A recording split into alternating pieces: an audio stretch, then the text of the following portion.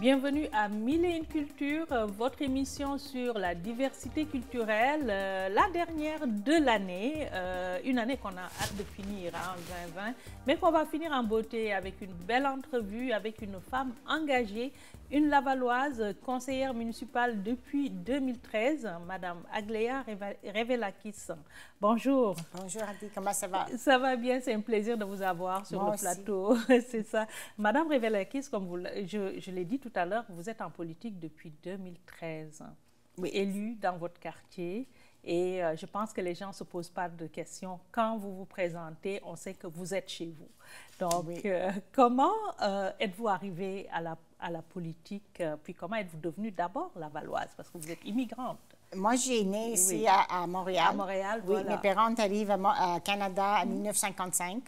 So, je suis née à Montréal, mais j'ai commencé la politique depuis quand j'étais 16 ans. OK. J'ai vraiment aimé la politique. J'aime d'offrir mes services à la citoyenne avant que j'ai été élue en 2013. Oui. Et tranquillement, j'ai commencé d'impliquer dans mon quartier Chamédie. J'ai été dans le conseil d'administration en 92 avec le Centre du Sablon. J'étais aussi dans le conseil d'administration des CLSC Norman Bethune à l'époque. J'étais aussi dans le centre d'administration des Carl. J'étais une ancienne présidente du Parti libéral du Canada, une vice-présidente. So, tu veux que ma carrière n'a pas commencé juste en 2013. J'ai commencé avant. Je suis très impliquée à la politique. J'ai organisé 4 élections pour une conseillère municipale à Montréal, Mme Marie Desroses. Et après ça, mon tour arrive en 2013. Mon ancien chef m'a invitée pour joindre son équipe. Et j'étais vraiment contente pour l'opportunité et les chances qu'il m'a données pour présenter à la politique. Novembre 2013, malheureusement, notre équipe n'est pas gagnée, mais moi, j'ai gagné avec... j'étais la seule élue dans mon équipe qui gagnait. Et j'étais aussi très contente que j'étais la conseillère désignée pour la position officielle à l'époque. So, la première fois, la Ville de Laval a une opposition et c'est moi qui gérais la position avec mon chef. Et c'est une opportunité qui était très, très... grande. J'ai appris beaucoup de cette expérience. J'ai rencontré beaucoup de monde et j'ai continué aussi de faire rendre des services de mes citoyennes à Chamédie parce que ça, c'est le plus important parce que j'étais élue à Chamédie et mon but est pour toujours donner mes services à mes citoyennes à Chamédie. Mais la politique, comme je dis, c'est dans mon sens. Je suis là depuis au début. Je fais beaucoup de bénévolat. J'aime de donner le service. Et ça, c'est la raison que je suis ici. Alors, Madame Revelakis, plus de 30 ans d'engagement politique et communautaire aussi. Puis vous avez commencé tôt. Vous êtes née à Montréal, mais de parents grecs, immigrants. Est-ce que c'est parce que la politique était dans la famille ou c'est naturel chez vous? C'est naturellement. La politique, c'est toujours à toutes les familles, mais pour moi, c'est quelque chose que j'ai appris, j'aime et je dis une journée, je vais présenter moi-même à la politique. So, j'ai avancé tranquillement, j'ai pris beaucoup d'expérience, j'ai organisé des élections, comme j'ai dit tantôt, et finalement, mon tour arrive en 2013 et j'ai présenté moi-même et j'ai lu et j'étais gagnée pour la première fois à la Ville de Laval. Avec Action Laval. Avec Action Laval. C'est ça. Donc, comme membre de l'opposition officielle, il doit y avoir, à l'époque, et avec votre engagement politique, il y avait des enjeux, j'imagine, qui sont importants pour vous. Oui, mais la priorité pour moi, c'est pour servir mes citoyennes. Ça, c'est quelque chose qui est très important. J'étais élue avec la bannière d'Action Laval. J'ai encore avec Action Laval parce que je crois dans mon Action Laval. Et mon enjeu, c'est pour donner le meilleur service à mes citoyennes. Parce que c'est la citoyenne qui votait pour vous. Sans la citoyenne, tu n'as rien dans la vie. Sur la citoyenne, tu as l'opportunité pour présenter à la ville, à la ville. Et pour moi, leur enjeu, c'est mon enjeu. C'est pour eux, c'est le déneigement, le stationnement, les pistes cyclables. Parce que dernièrement, la ville commençait d'installer beaucoup de pistes cyclables. Mais le problème, c'est qu'il n'est pas consulté les citoyennes. So, les citoyennes n'est pas vraiment d'accord avec les façons qui sont installées parce que ce n'est pas consulté. Et ça, c'est quelque chose qui est très important pour moi. Et dernièrement aussi, j'ai déposé une pétition à la ville de Laval pour arrêter une piste cyclable qui va bâtir ou va aménager dans la rue Souvenir. OK. Chez vous, dans votre circonscription, dans mon à quartier, Chomedey. Voilà. Mais dans mon premier mandat, parce que j'étais l'opposition officielle à la ville de Laval, ce n'est pas juste les enjeux de mon quartier qui étaient importants. Moi, j'ai servi tous les citoyens à Laval qui ont besoin de l'aide. J'étais là pour tout le monde. Et encore maintenant, je n'ai pas dans la position officielle, mais je suis la position. Tous les citoyens par tous les quartiers m'ont téléphoné pour rendre des services. So, ça, pour moi, je suis là pour les citoyens de mon quartier. Voilà. Et en dehors des enjeux des citoyens, j'imagine, vous êtes une femme en politique. Il n'y en a pas beaucoup. On essaie de dire à beaucoup de femmes de se présenter. Donc, il y a sûrement des enjeux féministes. Et on sait que vous avez, par exemple, vous avez fait partie de ceux qui ont piloté le Conseil des Lavalloises. Voilà. Dans 2017, ça c'est la plus importante proposition que j'ai faite depuis quand j'étais élue, c'est la création des conseils lavalloises. D'accord. Était passé à la conseil en 2017, juillet 2017, et c'est passé à la unanimité. Et c'est quelque chose qui c'est très important pour donner la chance à toutes les femmes pour présenter à la ville de Laval. Et aussi, toutes les femmes, besoin pour compris que quand tu présentais à les élections, à la ville, c'est possible aussi pour garder votre travail, votre profession, et participer aussi et présenter dans un quartier. Ça, c'est l'opportunité que pour la municipalité. Vous êtes proche de votre maison, vous êtes proche de votre citoyenne, mais à la même temps, vous êtes là pour présenter un quartier. Et puis, les enjeux de chaque quartier et présenter ça à la ville de Laval. Ça, je trouvais que c'est très important pour toutes les femmes pour avoir l'opportunité de présenter. C'est la politique besoin des femmes. Et j'invite toutes les femmes pour commencer de communiquer avec notre équipe pour présenter dans la prochaine élection. On n'est pas encore rendu en campagne là. Donc, je comprends que vous, votre équipe est très féministe. C'est d'ailleurs pour ça que vous avez dit que ça prend une mairesse à Laval. Prendre des mairesses. Moi, je pensais que la ville est prête pour une mairesse. OK. C'est prête. Laval est prête pour une femme. Oui, est prête pour un changement, un grand changement. Et ça, c'est aussi une mairesse à Laval. Une mairesse, c'est une personne qui va prendre la ville à cœur. Il va prendre les soins des citoyennes. Ça, c'est quelque chose que c'est très important pour faire les changements à Laval. Et je pense que notre chef, Mme Sonia Baudelot, est la meilleure personne pour faire ce travail. Il était là pour aider, c'est dans l'écoute des citoyennes. Mme Sonia Baudelot, née à Laval, il grandit à Laval. C'est une Lavallois. Il connaît le problème de Laval. Et ça, c'est la raison que notre équipe choisit Mme Sonia Baudelot pour être notre candidate de mairesse pour la prochaine élection. Et elle aussi fait beaucoup de bénévolat dans les quartiers. C'est très impliqué. C'est directeur d'une résidence pour personnes âgées. Et c'est quelqu'un qui aime les citoyennes et aime les citoyennes à cœur. OK. Donc, ce que vous nous dites, c'est que les femmes en politique sont plus proches de leurs citoyens. Ben, on a vu avec la gestion de la COVID et tout, on a dit que celles qui s'en sortaient le mieux, les pays où on s'en sortait le mieux étaient des pays dirigés par des femmes, en fait. Donc, on va essayer une femme en 2021. C'est ça que vous êtes en train de nous dire. Hein? Oui.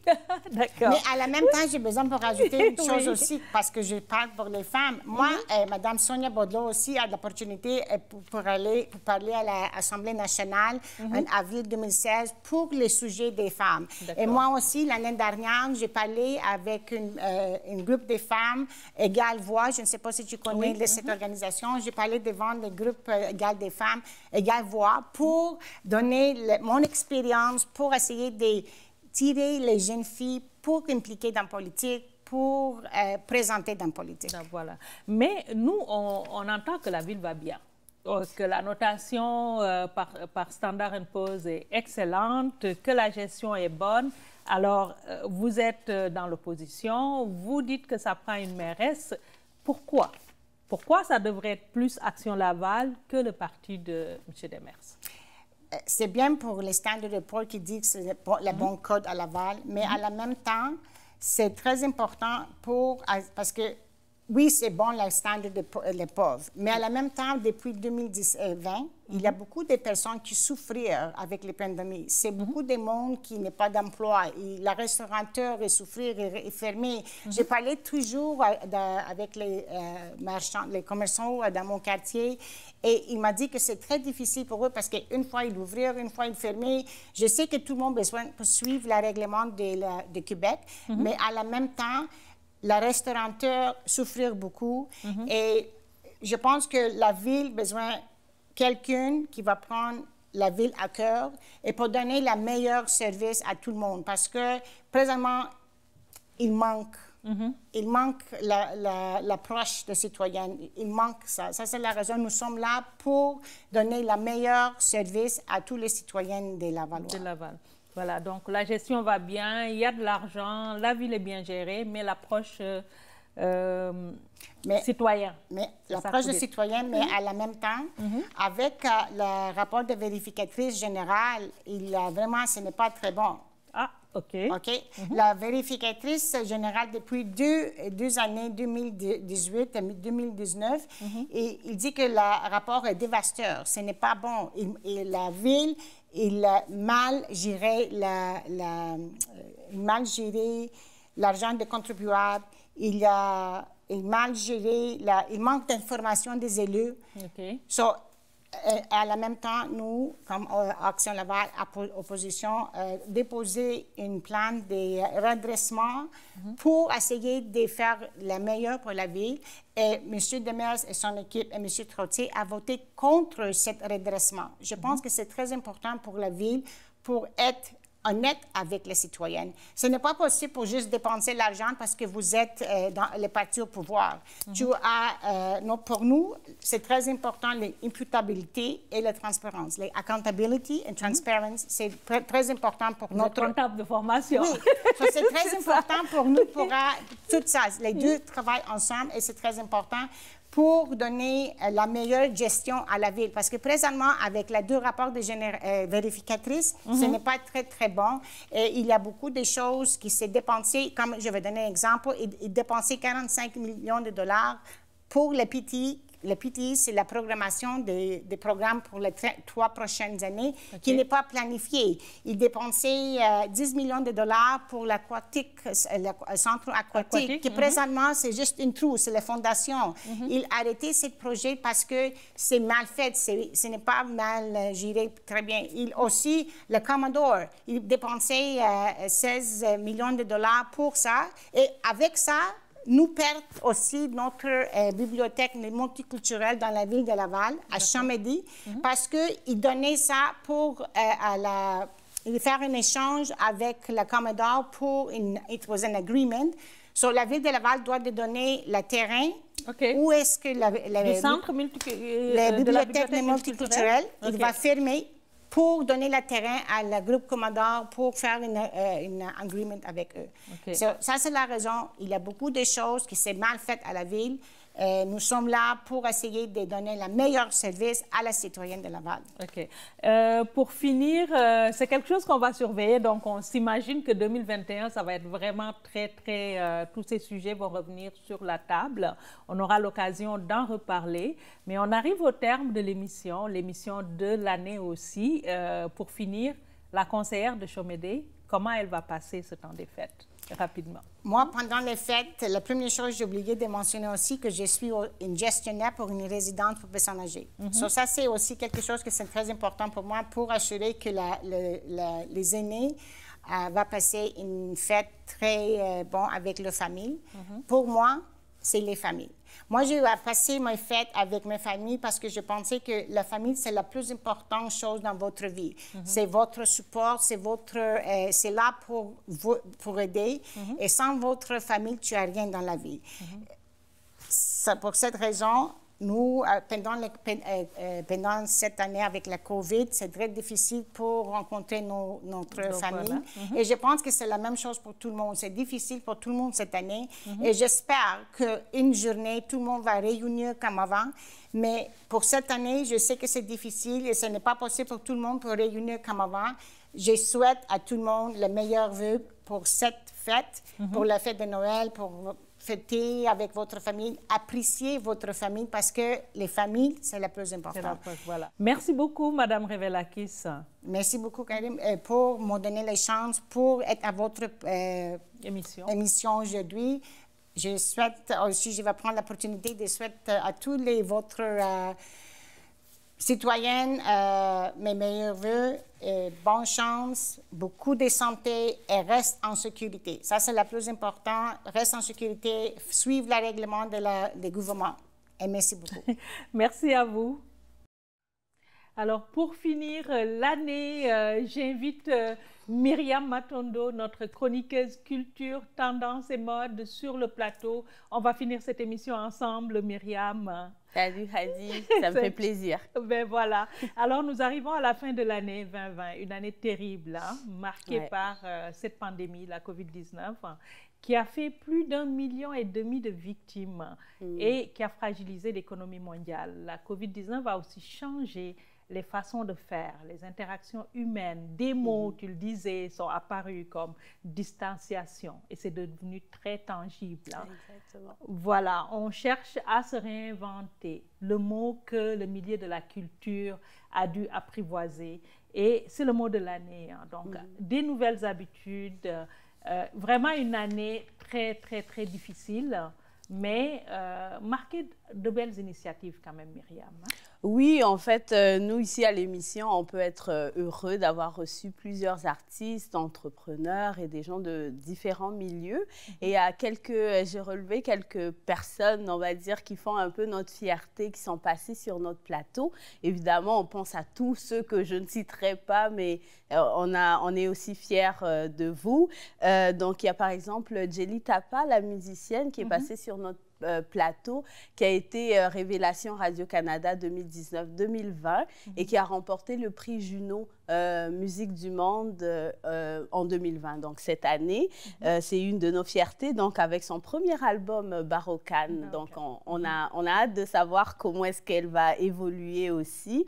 On est aussi fiers de Cha Frank, qui est une artiste hip-hop, on va dire de la relève, mais qui prend quand même déjà sa place et qui a sorti un album récemment, le 12 novembre dernier. Lavalloise, hein, une Lavalloise, voilà. Exactement, avec plusieurs racines, donc qui reflètent vraiment l'idée de l'émission aussi. 2020 a également été l'année où certains mots sont rentrés dans le dictionnaire, comme tu disais, dans le mot triste féminicide, par exemple. C'est un mot qui est maintenant dans les dictionnaires de la langue française, mais avec la pandémie, il y a aussi eu le distanciation sociale ou physique, et certains mots qui étaient utilisés seulement dans les domaines médicaux ont vu leur signification ou leur usage s'étendre effectivement maintenant à l'usage quotidien finalement. Il y a aussi eu Zal Sissoko, qu'on a reçu, le grand choriste qui a reçu le prix de la disque Musique du Monde de la disque 2020, donc meilleur album avec Cora Flamenca, qui est son album. Donc voilà. Une belle collaboration de Zal avec une artiste aussi, un mariage entre la Cora et le flamenco. Le flamenco, exactement. Voilà. Il y a aussi Ilham qui vient de recevoir le prix Gamic. Exactement. Voilà. Et n'oublions pas, ce n'est pas un artiste, mais une fierté qu'on a aussi reçue sur le plateau de Mille et une Culture, Lénine Nankassa Boukal, exactement. Qui a reçu le prix Charles Biddle cette exactement. année 2020. Donc, on a de quoi être fiers. Oui. Puis, on a mené à terme nos entrevues en ligne. On a appris des mots comme faire un zoom. On a apprivoisé le zooming. Ça, c'est des choses qu'on a appris et que le milieu artistique aussi, comme tu disais, s'est réinventé et a beaucoup utilisé. Et c'est quand même une chance d'une certaine façon parce que les activités ont continué, que ce soit des sorties d'albums, que ce soit des festivals, quand bien même sous une autre forme, mais ils ont été là, ils ont continué à vivre. Donc, ça nous a permis à passer aussi au travers de la pandémie d'une autre façon. Puis 2020, on ne va pas oublier, hein, il y a eu la triste histoire de George Floyd, de Joyce Echaquan aussi.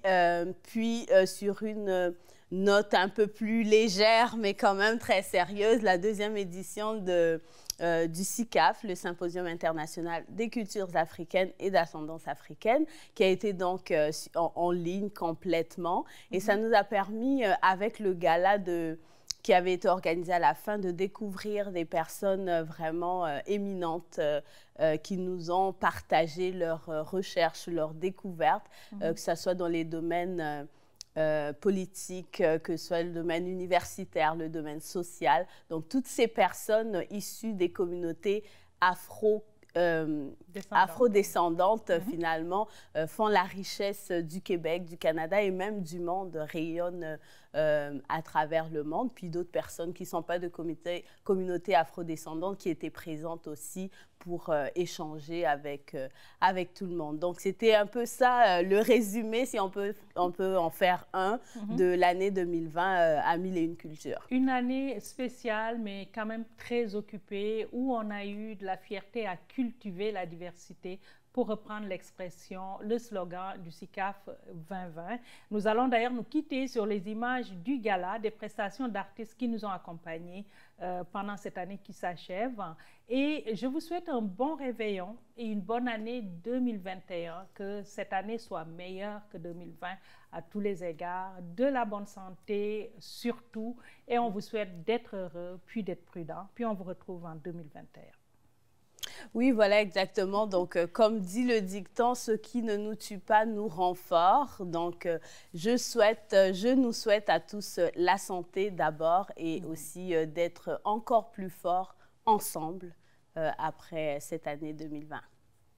Alors voilà, bonne année 2021, puis on vous retrouve dès la semaine prochaine pour la suite de la saison 8.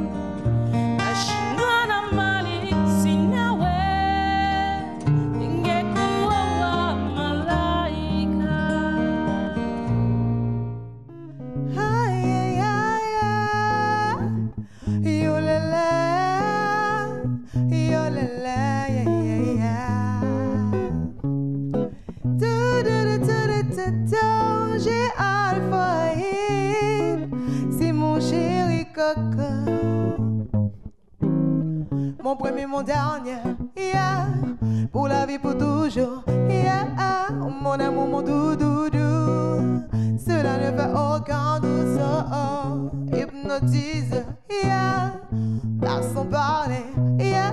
Moi je ressens du goût, quand tu me donnes ton zoom, boum, la galaga, je vis d'amour, la galaga, que pour nous deux, la galaga, il faya boum, la galaga, bébé, Nathan ne pourra nous séparer, pour nous s'y coller serré. Même dans les temps, même dans ce noir, je ne pourrai jamais t'oublier. Bébé, Nathan ne pourra nous séparer, pour nous y coller serré. Même dans les temps, même dans ce noir, je ne pourrai jamais. Je connais Choco, c'est mon chéri coco. Je connais Choco, c'est mon chéri coco.